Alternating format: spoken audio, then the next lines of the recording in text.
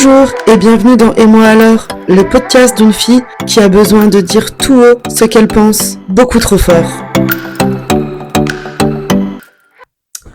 Et coucou la commu, nous revoilà dans un nouvel épisode. Bon, cet épisode, ça va plutôt être un vlog sur la semaine qui vient de s'écouler, les moments forts, les moments de doute, les moments douloureux, les moments de chaos intense. Du coup, il y a une semaine... 2 semaines déjà ? 2 semaines déjà, notre mouton Barbouille est mort assez subitement. D'ailleurs, je vais peut-être en profiter pour parler de ma vision du deuil, qui est... je me rends compte, elle est pas hyper commune. Elle est plutôt latente et pas dans l'expression. C'est plutôt quelque chose qui reste assez enfoui, que j'exprime pas trop, mais qui se présente souvent sur un sans trop crier gare, un épuisement total, mais total de chez total, avec des comment on dit, des souvenirs comme ça qui reviennent et qui remettent un petit coup de couteau, etc. Du coup, je vais pas vous refaire toute l'histoire. Pour ceux qui veulent, sur la page Instagram de l'association, donc Rudy et Si, il y a toute l'histoire, mais c'est un coup dur parce que ça fait des mois, des années que je dis à tout le monde que les moutons sont moins fragiles que les chèvres, qu'ils sont hyper faciles à vivre, que vraiment les moutons, je re-signe direct, c'est incroyable, ils sont beaucoup trop sous-cotés et c'est des animaux vraiment super, d'un calme un peu olympien et d'une présence assez stable. Et je sais pas si Barbouille était différent des autres moutons qui vivent en groupe de moutons, mais vraiment on avait la chance d'avoir un mouton d'une patience infinie, d'une gentillesse incroyable et d'une curiosité très forte. Alors oui, il était quand même mouton, donc à chaque il y a des fois tu sais pas pourquoi t'allais le voir et t'avais l'impression qu'il avait vu un extraterrestre et tu pouvais pas t'approcher de lui. Mais honnêtement, c'était de plus en plus rare. Il était de plus en plus réclameur de câlins, etc. On rentrait vraiment dans un cycle qui était vraiment cool et qui était vraiment chouette, même si avec Rodi, on avait beaucoup de mal à l'approcher la plupart du temps parce qu'elle le laissait pas venir vers nous.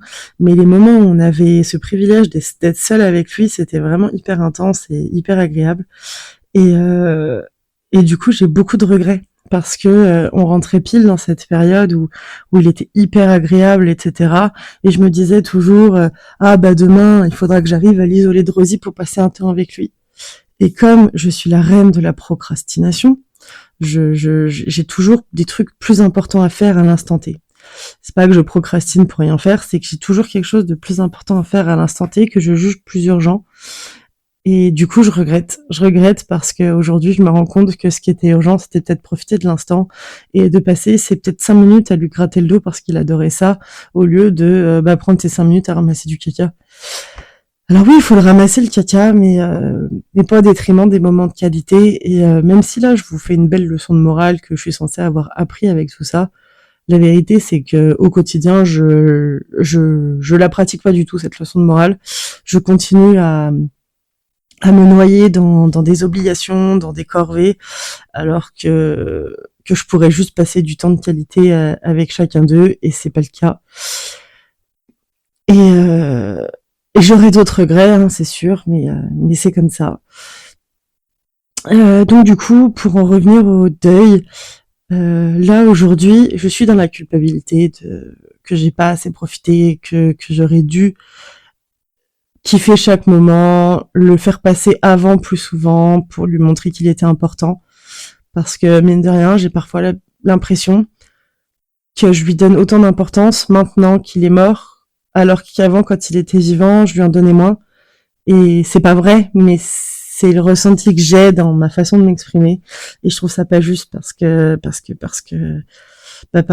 c'est triste, j'aurais aimé que ce soit différent, donc voilà. Donc là je suis beaucoup dans la culpabilité.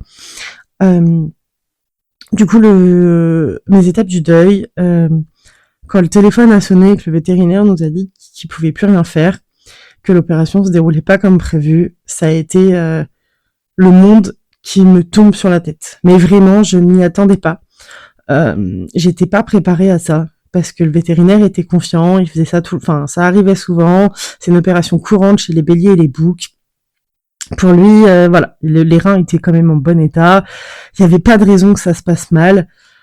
Et quand j'ai reçu cet appel et que j'ai compris qu'il rentrerait jamais à la maison, que la veille, quand je l'ai laissé dans cette clinique, je lui ai même pas dit au revoir parce que j'étais tellement persuadée de le revoir. Bref, la totale, vraiment, le ciel me tombe sur la tête à ce moment-là et je réalise pas. Et enfin, je réalise, mais en même temps, je réalise pas. Je me mets à pleurer. J'ai envie de m'arracher les cheveux. Je trouve ça injuste. Je suis vraiment en crise complète. Et je le vis très mal, donc j'ai Mathieu à côté qui me prend dans ses bras et je pleure, mais en même temps je suis tellement en colère et je trouve ça tellement injuste que la colère prend un peu le dessus, donc c'est des larmes un peu sèches. Puis d'un coup je me remets à pleurer parce que ça me fait mal au cœur. J'ai vraiment l'impression qu'on me serre le cœur, c'est horrible. Du coup il faut que je prenne l'air parce que je pleure tellement que j'ai chaud, donc je vais dehors et là j'entends Rosie qui pleure et qui pleure et qui pleure. Donc ça m'arrache le cœur une deuxième fois. Et puis je trouve ça injuste, donc je me mets en colère, donc je me mets à essayer de m'arracher les cheveux, et puis je fais une crise, et puis je me remets à pleurer. Enfin, horrible. Vraiment, j'ai passé quelques heures horribles. Ça a été très très dur, et puis comme je voulais pas trop, enfin, j'avais pas le courage de le dire tout de suite sur les réseaux. Du coup, à ce moment-là, je recevais beaucoup de messages de soutien en mode ça va le faire, il est costaud, l'opération va bien se passer, tiens-nous au courant. Qui partait d'un très bon sentiment et que vous pouviez pas savoir que à ce moment-là c'était déjà fini et que moi j'étais en train d'en chier ma race. Mais du coup, c'est pour ça que finalement j'ai fait un peu un post rapidement pour pouvoir couper un peu tout ça et couper un peu avec ça parce que ça en rajoutait vraiment, c'était vraiment très dur. Ça a été dur pendant 2-3 jours, principalement parce que Rosie a beaucoup pleuré. Beaucoup pleuré sur ces 2-3 jours-là. Et c'était un crève-cœur pour moi, en fait, de la savoir que... Bon, elle est pas toute seule avec Touki. Et honnêtement, Touki, je vais quand même lui décerner une grande médaille d'or pour ce coup-là. C'est que du jour où Barbouille n'est pas rentré à la maison, Touki a changé complètement avec Rosie et il est devenu là pour elle. Alors qu'avant, il la calculait pas. Avant, il la fuyait en fait. Il voulait pas trop s'embêter avec elle. Elle est pas très stable. Hein. Elle est pas très stable émotionnellement, dirait un peu moi. Et du coup, il la fuyait beaucoup. Et en fait, depuis qu'ils sont que tous les deux, ils mangent le foin en tête à tête sur le même filet, ils dorment à côté, ils dorment tous les deux dans la cabane, quand elle va se coucher derrière la cabane, il se met au repos juste à côté. Enfin, vraiment, il a pris cette espèce de rôle de grand frère qui me fait très chaud au cœur, même si il m'insupporte parce que, voilà, pour tout ce que j'ai déjà dit dans le premier podcast à ce propos. Mais en tout cas, là, avec Rosie, il a un comportement incroyable. Et ça, je peux que le remercier du fond du cœur. C'est merci, franchement, merci Touki, parce que grâce à lui, cette transition a été quand même plus douce pour Rosie, même si elle en a chié quand même. Ce qui est ressorti en communication animale, c'est que c'est injuste. Oui, elle veut un nouveau copain, mais c'est son copain qu'elle veut. C'est pas normal qu'il revienne pas. Qu'elle est triste et qu'elle sait que nous on est triste aussi et qu'on a besoin des uns des autres pour aller mieux et elle a raison. Et du coup c'est un peu ce qu'on a fait. J'ai passé quand même beaucoup plus de temps avec elle, beaucoup de temps calme. J'ai essayé et honnêtement elle l'a compris, ce qui est assez incroyable. Hein. Mais ça lui a mis un coup parce qu'elle est quand même beaucoup moins chiante depuis que Barbouille est mort. Et comme si elle avait pris en maturité d'un seul coup. Et du coup, c'est encore plus triste, je trouve. Bref, du coup, je m'égare encore. Du coup, passé ces 2-3 jours où Rosie pleurait beaucoup, qui faisait que réveiller un peu cette injustice, après, moi, je suis quelqu'un dans mes deuils qui passe quand même vite à autre chose. Même si ponctuellement j'ai des phases de mélancolie, des phases d'injustice qui reviennent, d'épuisement. Alors ça, l'épuisement, je suis globalement tout le temps fatiguée, mais en ce moment, je suis dans une phase d'épuisement intense, mais vraiment intense, c'est-à-dire qu'il y a pas si longtemps que ça, je n'ai pas pu me lever. C'est-à-dire que j'ai dû demander à Mathieu de s'occuper des animaux à ma place. Ce n'est jamais arrivé.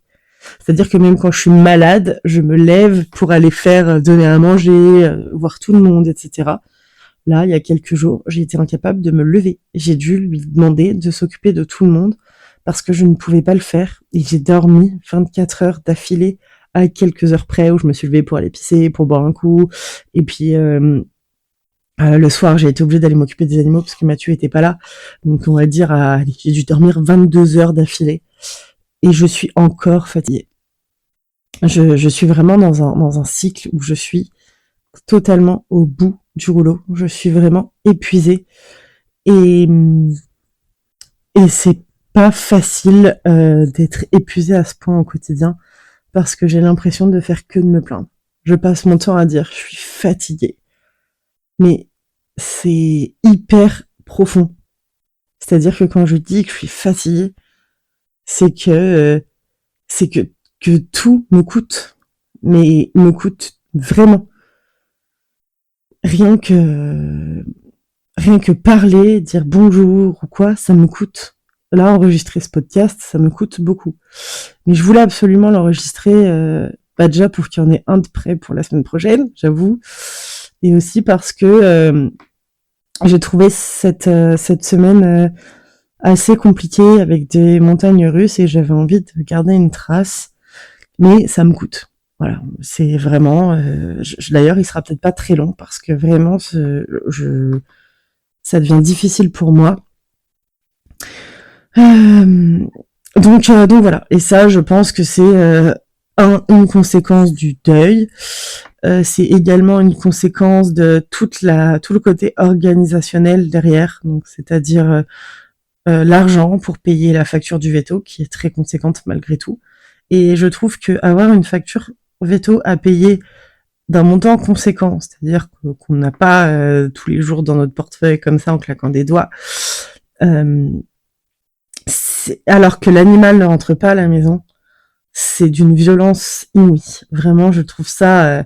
C'est pas la première fois que je le vis, hein, parce que mon poney en novembre, donc Fifi, c'était mon premier poney préféré en 2002. Genre 2002, il y a, comme je suis très très bonne en maths, 23 ans. C'était mon premier poney préféré quand 2002, j'avais 12 ans. Et ben Fifi, je l'ai récupéré à la retraite il y a 7 ans. Et il est mort l'année dernière, novembre dernier. Mais je trouve que c'est pas pareil parce que même si c'était mon plus vieil ami et que ça a été très dur, hein, je vais pas mentir, ça a quand même été très difficile.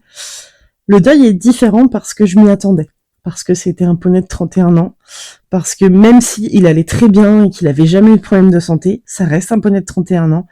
Et je suis très rationnelle et je sais qu'à 31 ans, chaque jour peut s'arrêter.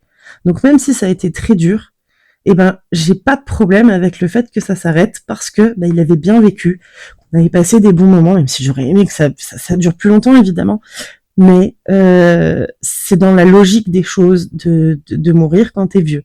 Voilà. Maintenant, mourir à 3 ans comme Barbouille, pour moi c'est injuste et c'est pas dans la logique des choses et je suis pas d'accord avec ça. Et du coup, ce qui rend le deuil et le processus beaucoup plus difficile pour moi. D'ailleurs, je sais pas pourquoi je dis ça. Et du coup, Fifi, à la clinique, parce qu'il est mort en clinique, pareil, ça a été des factures à 1000, 1500, 1000, 1008, 2000, je sais plus. Bref, je sais plus, j'ai complètement boycotté cette information. Je sais pas, c'était pas 2000, plus de 2000 euros. Bref, on l'a payé sur plusieurs mois après que Fifi soit mort. C'est comme ça. C'est le jeu, on le sait, mais je trouve ça quand même d'une violence inouïe. Mais après, les vétérinaires, c'est pas parce que l'animal est mort qu'ils n'ont pas travaillé, et ils méritent leur argent. Évidemment, c'est pas du tout, je suis pas du tout en train de remettre en question ça. J'ai vraiment l'impression que ça part dans tous les sens, ce podcast. Quand je vais le réécouter, je vais me dire, my God, je pars dans tous les sens. Euh, du coup, voilà, tout le côté logistique en ce moment de trouver un copain pour Rosie. D'ailleurs, nous avons trouvé un futur copain pour Rosie que nous allons chercher. Et ben, je pense que quand ce podcast sortira, donc c'est-à-dire mercredi prochain, parce que là aujourd'hui on est mercredi, il sortira du coup, je vais le monter et le programmer pour mercredi prochain. Et ben nous serons. Bah non, pas du tout, pas du tout. On va le chercher le lundi d'après. Attends.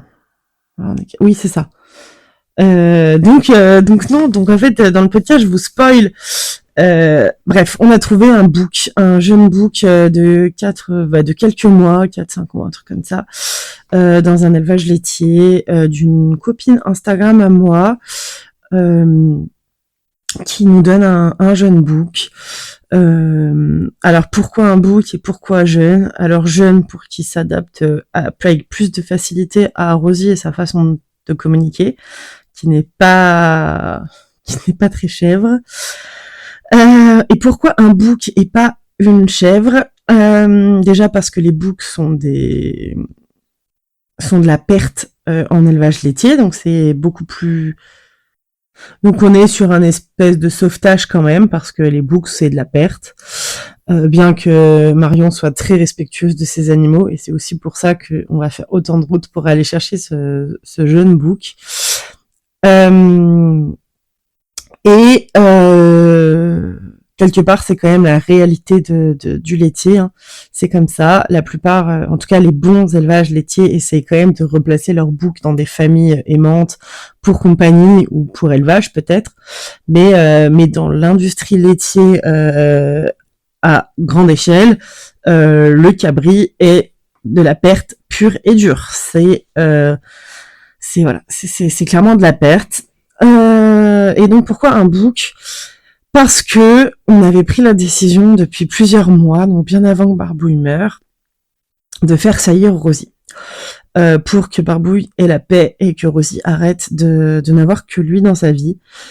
On avait prévu de la faire inséminer en insémination artificielle à la base à l'automne prochain pour qu'elle ait des bébés et qu'elle vive avec ses bébés, donc que le côté gestation la pose et la calme, ensuite que l'instinct maternel prenne le dessus de protection sur ses bébés et pas de vas-y on joue à la bagarre très fort, non. Donc c'est pour ça que je voulais pas des bébés élevés au biberon à lui mettre, je voulais vraiment qu'elle les élève elle et qu'elle ait cet instinct maternel pour pouvoir la calmer.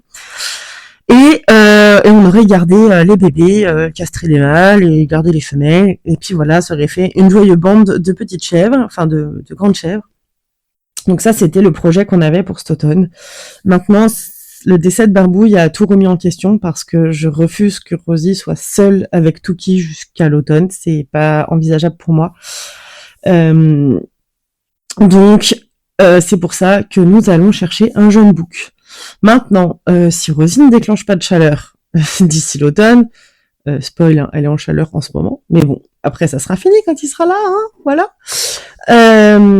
Donc si Rosie ne déclenche pas de chaleur avant l'automne et que je vois que ça se passe super bien, qu'ils sont super copains, que Rosie est quand même calmée, qu'ils arrivent à jouer à deux, qu'ils communiquent bien, bah je ferai castrer le jeune bouc avant une potentielle saillie. Maintenant, si je vois que c'est encore un peu fragile et qu'il y aurait besoin d'un élément supplémentaire pour que Rosie se calme, à ce moment-là, on laissera peut-être une saillie se faire et une mise bas, et ensuite on castrera tous les mâles, et on gardera du coup un groupe de 4 chèvres.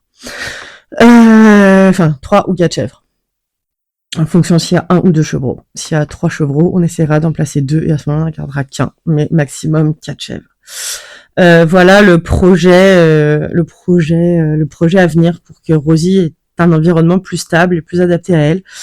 Et je crois que la partie que j'ai pas détaillée, c'est pourquoi est-ce qu'on ne prend pas des chèvres adultes, des réformés ou des choses comme ça pour Rosie, pour qu'elle soit avec d'autres chèvres.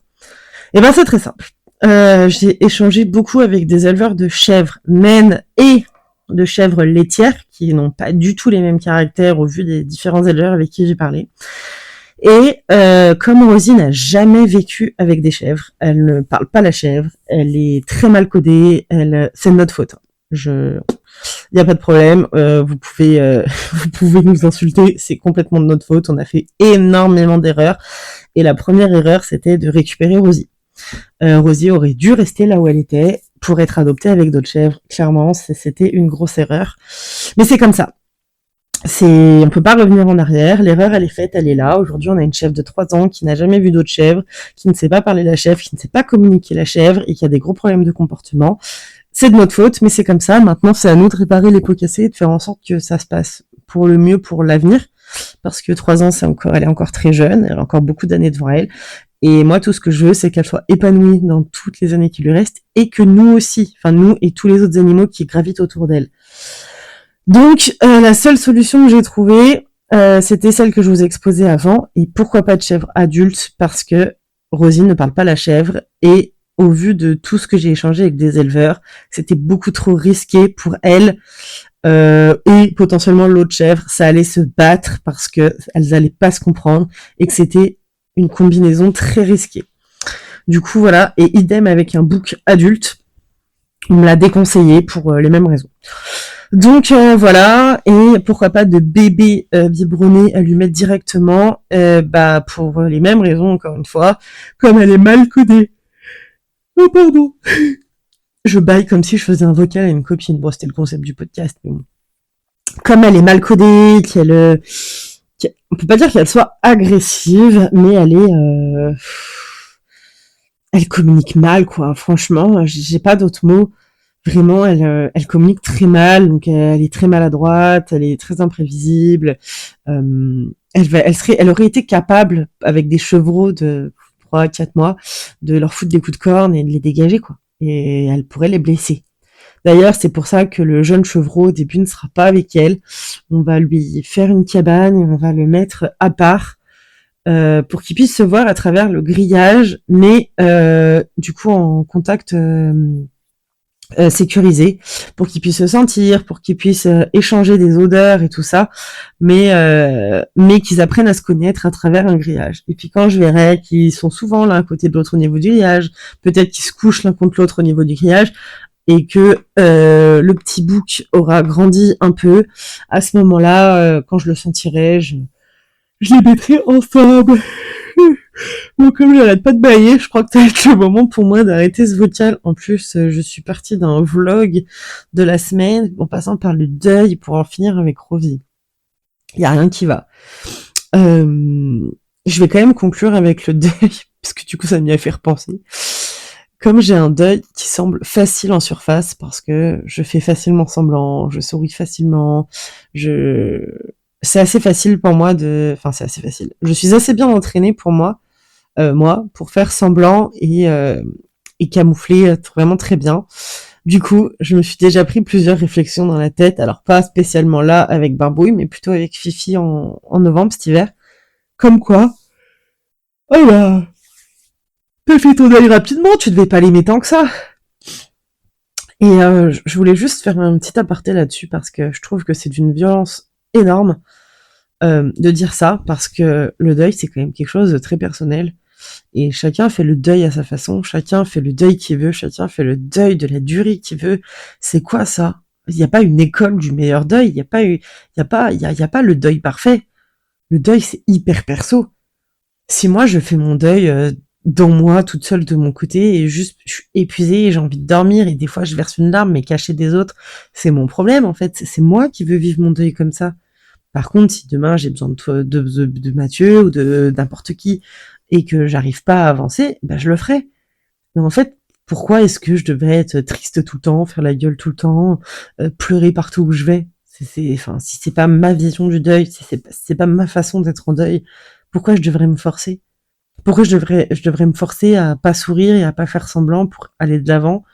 Enfin, je comprends pas ce concept. Si jamais vous voulez échanger avec moi sur ce concept-là, n'hésitez pas à m'écrire en message privé, mais sur Instagram, parce que vraiment ce concept de t'as fait ton deuil trop rapidement, du coup c'est que tu l'aimais pas. Déjà c'est un raccourci, laisse tomber. Ouais, c'est pas légal un raccourci pareil. Et en plus de ça, c'est vraiment méchant, quoi. Donc voilà, si vous avez un avis là-dessus, je serais hyper chaude pour échanger sur le sujet. Et du coup, sur ce, je vais aller me coucher, parce que je vais encore bailler, voilà. Et je vous souhaite, du coup, une bonne nuit, une bonne journée, une bonne soirée, un bon tout ça. À plus!